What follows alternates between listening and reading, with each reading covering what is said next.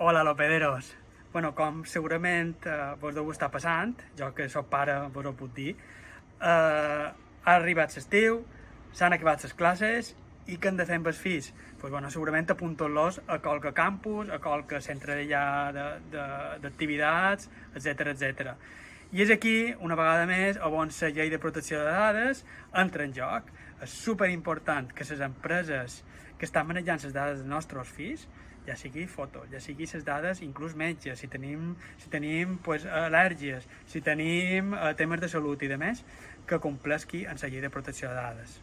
Així que ja sabeu, superimportant, quan firmeu l'alta d'inscripció, comproveu, per favor, que l'empresa que vos està demanant les dades està complint amb la llei. I això ho sabreu molt fàcilment perquè segurament vos demanaran un consentiments, hi haurà tot un test legal on vos diran les finalitats que empleen de les dades dels vostres fills, quant de temps es guardaran, etc.